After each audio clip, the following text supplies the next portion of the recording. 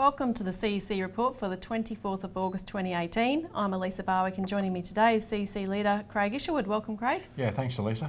And on today's show, Bankers' Party implodes while driving Australia into a financial crash, and austerity doesn't work, it kills. So firstly, Bankers' Party implodes while driving Australia into a financial crash.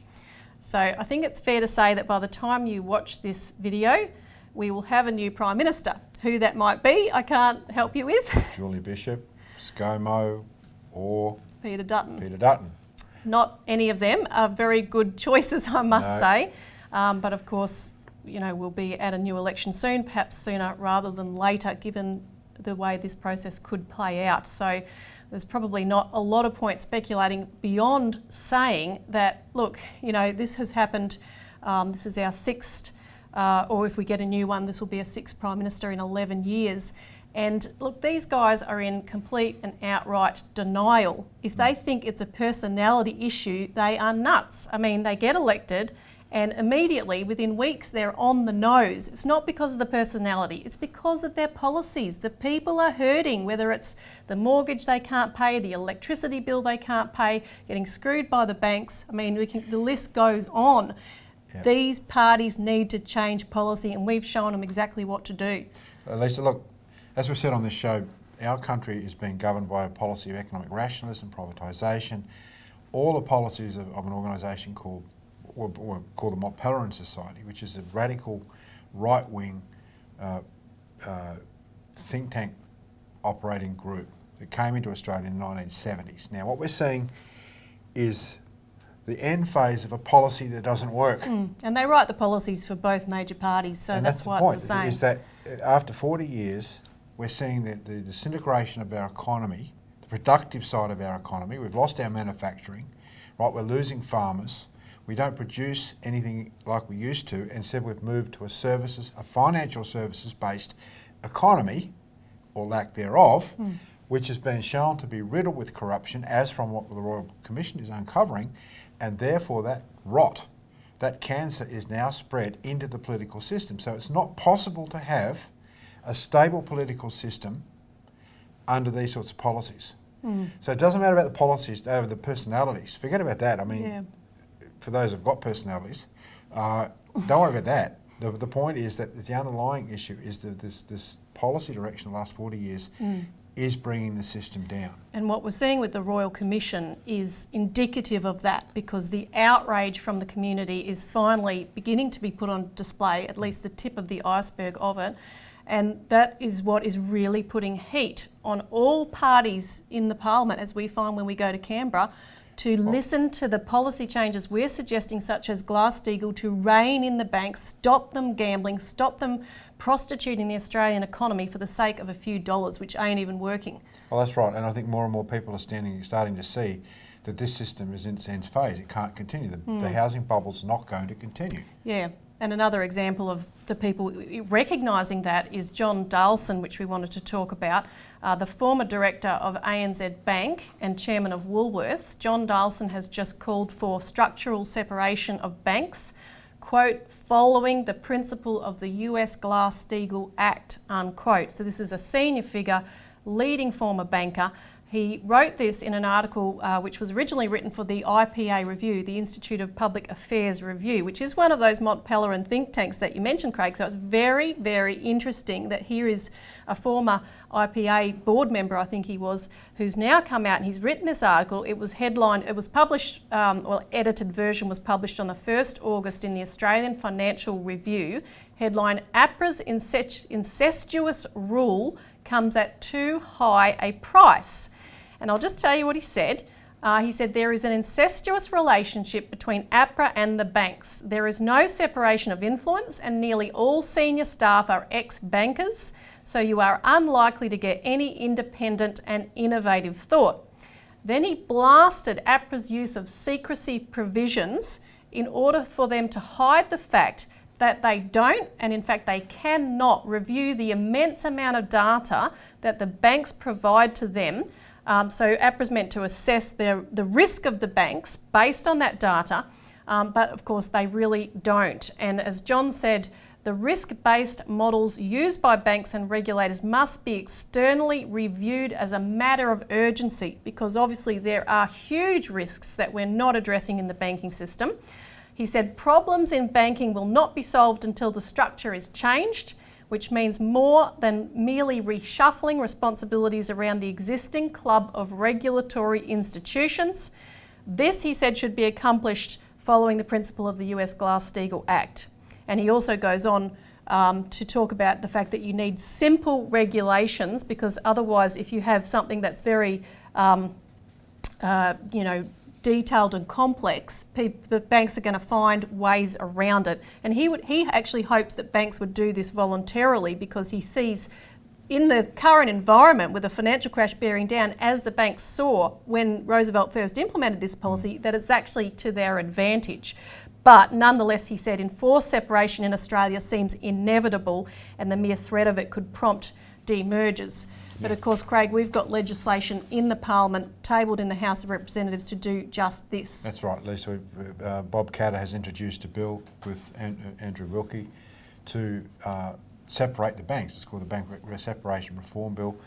And the point is it breaks apart the existing banking structures that we have now. It separates out the necessary commercial banking system that we need for commerce, and it breaks off all the merchant banking, investment banking, stockbroking houses, insurance companies, and everything else which is involved in the so-called vertical integration that's happened in the banks over the last decades, and separates that out. What's interesting about this legislation is it's quite simple. It says that banks cannot do this. Whereas if you look at the Dodd-Frank bill that Obama introduced into the US, which was 848 pages, the problem is that was trying to specify what the banks could do, as opposed to what they can't. Whereas the Glass-Steagall says, you can't have commercial banks operating with investment and merchant banks. The Dodd-Frank bill tried to elaborate the powers the banks could have. And one very famous person in the United Kingdom said, given the bankers a chance, they'll get between the wallpaper and the wall in terms of regulations. And they do. They'll just use their power, they use their money to get past. So you've got to make it very cut and dried, very black and white, and that's what our bill does. Now, it's sitting in the Parliament right now. That's if we have a Parliament next week. I mean, who knows what's going to happen, but the point is that this bill has been brought to the Parliament, it's been placed in the floor of the Parliament by public pressure. Elisa, we had thousands and thousands of people supporting this bill, and they've now got it into the Parliament, and people watching this program need to call in to our 1-800 number and get more information on this, or go to our website, or get copies of our Australian Alert Service to follow this particular campaign of Glass-Steagall. But look, the issue is that Glass-Steagall is just the first plank, the first step. We also have to move to what's called national banking, which is the creation of a national bank which would absorb APRA. We don't want APRA, we don't need a reserve bank, right? Those structures are brought in to destroy the sovereignty of our country back in the late 50s in the case of the Reserve Bank, and then the 90s in the case of APRA, destroy the capability of a government-run credit system in this country. Because they were subservient to international financial institutions. Yeah, so you've got APRA formed, you've got ASIC formed, you had these regulatory bodies that John Dalson's gone after, they were formed, but you also had the Reserve Bank. The central bank model was used instead of what we call a national bank model. And look, that means then you have a mechanism. A national bank can create the credit necessary to fund large-scale infrastructure development projects for our country. And we desperately need that. We need to put people back into productive jobs, not just rely on digging holes in the ground to export minerals. So that's what we're on. This campaign for Glass-Steagall is just the tip of the iceberg in terms of redeveloping an economic program for our country. But it's got to start with regulating the criminal banking system. And now, with the turmoil, is actually the perfect time to get back to your MP and demand to know, are they going to move on these policy changes? Because that's what they need to do if they want to survive in politics. Now, we'll take a quick break, and after this, we'll talk about the Reserve Bank's role in the ongoing financial crisis here.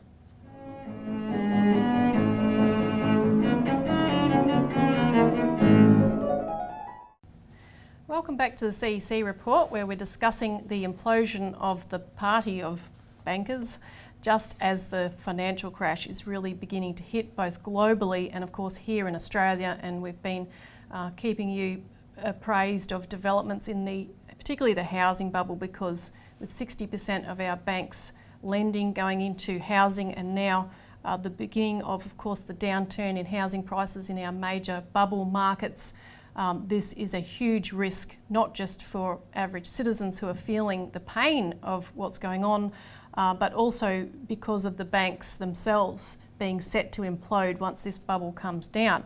And we want to relay a bit of a story to you, which comes from economist John Adams, and he wrote about the role of the Reserve Bank of Australia in creating this bubble. We've talked a lot about, in particular, APRA's role, but all of the regulators really and the government itself in creating and setting up this disaster. So he wrote an article for Macro Business on the 21st of August, John Adams that is, and you can also watch a show on Martin North's channel, Walk the World, about this to get more of the detail. But he discusses the role of the Reserve Bank in creating the housing bubble through low interest rates, and also exposes the chronic failure of public policy as a result of either the Reserve Bank failing to see the oncoming bubble or deliberately encouraging it. He reveals a Reserve Bank of Australia paper from 1997 titled Asset Price Bubbles and Monetary Policy. And that paper shows that government policy, quote, is to further pursue economic growth via ultra-low interest rates and further exacerbation of Australia's household and foreign debt bubbles until they ultimately break. That's John Adams saying that. That's the policy. So in other words, they're bringing on this crisis. And to reveal that, just to quote from the paper itself, or to describe what's in the paper itself now, the paper written by Philip Lowe, who's now the head of the Reserve Bank, and his colleague Christopher Kent, suggests, and this is written in 1997, and it suggests the sort of action that should be taken in the face of a bubble. And it gives two criteria. One, if you're looking at the early phases of the bubble. Secondly, if you're looking at a more advanced bubble. So one, the action that should be taken in the early stages of a bubble would be to raise interest rates and allow it to deflate. But in the second case, if the bubble is fully developed and likely to collapse, the paper says monetary policy needs to be more concerned with the contractionary effects of the expected collapse. In some circumstances, this might require a reduction in interest rates before the collapse actually occurs. So in other words, just keep inflating it, let it go until it blows. Now, of course, as John says, this will result in the economic destruction of hundreds of thousands, if not millions of Australians. What are the implications of this, Craig? Huge. Because look, the fact is you've got this bubble, the housing bubble is the backbone of the bank's assets, so-called, right? So if the bubble collapses and housing values collapse, there goes the banks. Their assets have disappeared. But also, there's indirect processes here. I was talking to someone about this in terms of our neighbour, and things like councils, like local councils, all over the country, particularly here in Victoria, on the 1st of January every even year, they do a housing revaluation for housing prices. Now, back in 2014, the house value that he was talking about was valued at capital improved value of $500,000. Today, that same house is now worth $930,000. The capital improved value has almost doubled. Now, what does that mean? That's what you pay your rates on, Elisa. So, that's a $700 increase in rates in 4 years. Now, what does that mean for the ordinary person? Well, it might be all right for a wage earner to find that extra money if they've got a job. But what happens to the pensioners? What happens to the people living in their house for the last 50 years, where their housing values doubled, tripled and quadrupled? Their rates have gone through the roof, and they're going to find that on a pension. So that's just one indirect way of doing it. So what people don't realise is the housing bubble, this policy that the Reserve Bank is underpinning, goes into every nook and cranny of the economy because it's based on a fallacy. It's based on speculation. And that's where the problem comes in. So people will lose their jobs, in terms of the lack of credit that's going to be available. People won't be able to pay their mortgages, the housing values will drop, all sorts of things. It's just unbelievable. And it just goes to show, as we were saying earlier, that the government is more concerned about money spinning, raking it in, keeping the current system going, rather than actually taking a long, hard look at the situation we've got here and implementing drastic policy change. In the case of councils, look, these provide the basic services. If housing values drop, so does the income to local councils. And local councils are responsible for social services and providing all sorts of amenity. They're not going to support those anymore. So you're going to see a collapse of the economy through local councils. So this reaches into every aspect of how we live. That's right. So call your MP about that, and don't forget, if you need more information, call in for a copy of the Australian Alert Service where we've got all the backup info included. And if you haven't already been sent one, we'll send you out a complimentary copy. So we'll stop there, and when we come back, we're going to talk about how one of these policies that they are unwilling to break from, austerity, actually kills.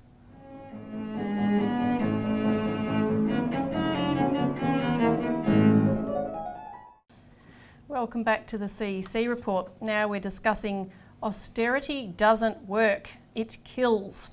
Now, this is one of the policies that we've been talking about, Craig, that governments are unwilling to jettison even to retain their positions in power. You know, if our leaders today were seriously wanting to remain in power, if Turnbull wanted to remain in power, he could come out today and announce a whole raft of things that would be great for the country, which might arrest the campaign against him. It's probably a bit late now, but a couple of days ago, a week ago, a month ago, any time during his tenure, he could have done that, and it would have had a dramatic change. Now, I want to talk about the UK briefly, because austerity is a policy, of flogging off, selling off, privatising everything, cutting the budget, is a policy which over there has really and truly been proven as a disaster. This is what you see in the electricity industry here, Elisa. It's the same thing. This is That's austerity right. in Australian terms. People are paying enormous amounts of money for electricity, a basic economic necessity, because it was all sold off and privatised, shut down. starting in the 70s. This is the same policy here. Exactly. So in the United Kingdom, though, they have a party, the Labor Party, who under the leadership of Jeremy Corbyn and John McDonnell, these guys were on the backbench for 30 plus years before they got into this position, but because they always stood for these policies, they are now getting the recognition that they are right, because the people are hurting. And of course, the average person, as is the case here in Australia, doesn't want to be political particularly, but when they start hurting, they will. Why would you when you look at the mess in Canberra today? I mean, exactly. It's what a swamp. Exactly. So I want to show a video clip. This was a clip that was put up this week on the Twitter account of John Corbyn. So this is one of their campaign advertisements or videos that they're showing, and it's a very clear example of why austerity doesn't work. We need to make some cutbacks. Let's freeze teachers' wages. Great idea. I didn't get that pay rise, and the rent's gone up. Well, we'll just have to cut down on our food bills. Business is slow. It didn't make as much this month. We'll have to cancel the renovations. Sorry, we can't give you those extra hours. We lost a few contracts. Oh, that's all right. I'm sure things will pick up. Economic growth has slowed and the national debt is still going up. We'll have to make more cuts. Great idea. They've made more cuts at the school. Well, we'll just have to tighten our belts a bit more then. We started losing money. We can't even afford the repairs now. I'm really sorry, but we're going to have to cut your hours. But I need that money. I've had my hours cut and I need to apply for working tax credits. Fill in this form. The economy's getting worse and now we're paying out more in benefits. Time to make more cuts. Great idea.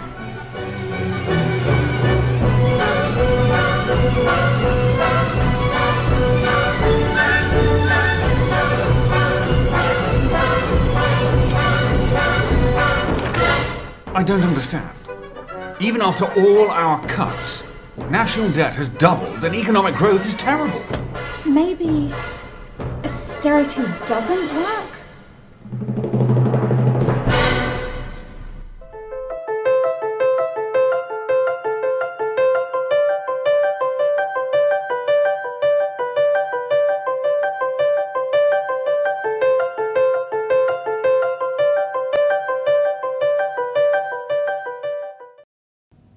So instead of that, Corbyn and McDonnell are proposing to invest in the real economy, revive manufacturing. They're calling it an investment revolution, and they've proposed the mechanism, a national investment bank, to do it. Yeah, this is the key here, right? We've been in a monetarist system for the last 40 years, which means everyone looks at the profit of the system in terms of short-term monetary gain, usually over the course of a year or so forth. And that leads you to a looting process. When you're talking about real economic development and large-scale infrastructure development projects, you're talking 20, 30, 40 years, and you need a different credit system, a different structure, which is a national bank. Then you'll start investing in the economy. You see the massive gains in productivity, and the real wealth of the economy it doesn't get measured in short-term dollar terms. This is a different idea. This is physical economics we're talking about here, something that the CEC has been talking about for now 30 years. We're uniquely qualified for this, and that's why we have our own infrastructure development project to rebuild the nation. It requires national banking, but a different mindset than this looting mentality that is dominated today. And to show another really stark example of that looting mentality, we wanted to talk about the collapse a week or so ago of the bridge in Genoa, the Morandi Bridge. Yeah, that's a classic example. Northwestern Italy. And this, of course, was the weekend of the beginning of the summer holidays, the main holiday there on the main route to the Italian Riviera, the south of France, the Mediterranean islands. The weather was atrocious with heavy rain, so it couldn't have been worse scenario. But the company that owns this bridge and the highway that it's on, Austerity, was privatised in 1999, and today it owns over 3,000 kilometres out of 6,000 kilometres of privately owned highways in Italy. So it's a quasi-monopoly. They've seen 30% increases in tolls since 2008. Last year they had a 19% increase in growth, and yet they have been decreasing in spending on investments and repairs. And in May they had actually tendered for repairs that were known to be required. However, they decided to delay the repairs until after the summer period. Why? Maximise the profits of the tolls. Exactly. They didn't want to lose all that profit being a main conduit to these holiday regions. So here you have short-term, private economic interests ahead of the public safety and the public good. And this is the conflict. Whenever you allow these monetarist policies, economic rationalist policies to come into areas of government-owned public infrastructure, potentially, or in this case private infrastructure, the public good always gets put behind private profit. And Ben Chifley back in the 30s made these very clear statements about how a government should be in control of the nation's credit so that you don't end up with the credit being dominated by privately owned boardrooms. Yeah, well, the classic thing with Italy was that the whole privatisation program, which was the biggest rip-off and the biggest privatisation in all of Europe, was run in 1992. It was decided in a meeting which took place in the Queen's yacht Britannia off the coast of Italy. She was there, leading London bankers were there, and they planned it all. So Italy was a model for the world, as has other places like New Zealand, Russia, even Victoria here in Australia. We got that story in the alert service this week. Ring in for a copy of the alert service because you can read the stories about the Royal Yacht Britannia and how that privatisation program ripped off all the crown jewels of Italy's infrastructure, a highly manufacturing economy. So that's pretty much all we've got time for this week, Craig. This is what this government represents. It's why it's collapsing, Elisa. Yep, so we'll find out next week when we talk to you who the new government is and tell you what to expect. Thanks for tuning in. Thanks, Craig. Yeah, thanks, Elisa. Join us next week.